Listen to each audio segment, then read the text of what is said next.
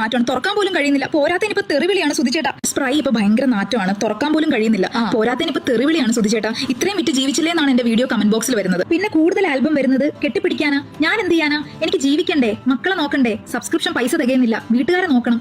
സുധിച്ചേട്ടാ എന്റെ ഇല്ല ഇല്ല അങ്ങനെ പറഞ്ഞ എനിക്കും രാവിലെ ഞാൻ പറയുന്നത് എന്നുള്ള ഒറ്റയാണ്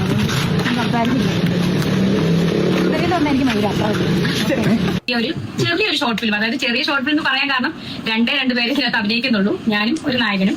സോ അനുരാഗ കാറ്റെന്നാണ് ഈ ഷോർട്ട് ഫിലിമിന്റെ പേര്.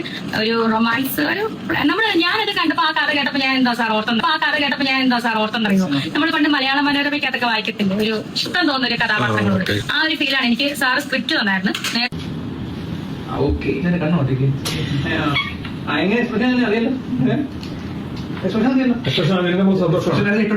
അദ്ദേഹത്തെ എന്താ പറയാ, ഇദ്ദേഹം നമുക്ക് ആദ്യമേ മോഹൻ എന്ന് പറഞ്ഞ ഷോർട്ട് ഫിലിമിനെ സാറാണ്.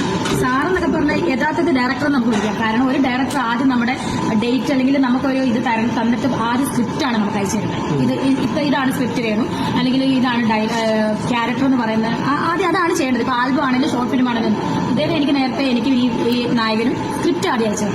നിങ്ങൾ വായിച്ചു നോക്കി നമുക്ക് ഓക്കെയാണ്. അതാണ് ആദ്യം ചെയ്യേണ്ടത്. ഇത് ഞാനൊന്ന് ആൽബത്തിന് പോയ അയാളുടെ പേര് പോലും പറയാൻ എനിക്ക് താല്പര്യമില്ല. അയാൾ എനിക്ക് സ്ക്രിപ്റ്റ് തന്നിട്ടില്ലായിരുന്നു. എന്നിട്ട് അവിടെ കിടന്ന് ചുമ്മാ കുറച്ച് മീഡിയ നിങ്ങൾ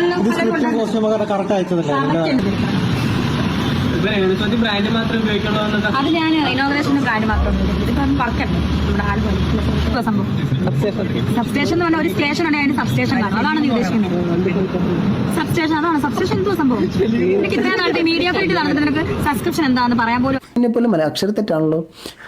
അടിമയായി ഉണ്ടാകും ദേവി എന്നും പറഞ്ഞിട്ടൊരു കമന്റ് ഇട്ടേക്കുന്നു. അതായത് രേണുവിൻ്റെ കാലിനടി എന്നും അടിമയായിട്ട് അവൻ ഓമ്പ്ര എന്ന് പറഞ്ഞ് കിടക്കുമെന്നാണ് പറയുന്നത്. അവനോ അവളോ ആരും ഒരാൾ.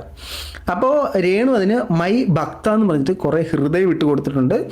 ഓൾവേസ് ദേവി, അന്നും ദേവിയുടെ കാൽക്കീഴിൽ ഈ അടിമ ഉണ്ടാകും ദേവി എന്ന് പറഞ്ഞിട്ടുണ്ട്. അതിൻ്റെ താഴെ എന്തിട്ടു ഇതെന്ന് പറഞ്ഞ് ചോദിച്ചിട്ടുണ്ട്. നോക്കിക്കഴിഞ്ഞാൽ ഈ ഒരു പ്രൊഫൈലിൻ്റെ പേര് തന്നെ രേണു സുധി സ്ലേവ് എന്നും പറഞ്ഞിട്ടാണ്. ഇതിനകത്ത് ഇതേണ്ടേ രേണു സുധി മാടം അടിമ, എന്നിട്ട് always will be at the feet of Renu Sudhi madam and proud to be. നിനക്കൊക്കെ എങ്ങനെ സാധിക്കുന്നതാ ഇതൊക്കെ? എന്നിട്ട് രേണുവിൻ്റെ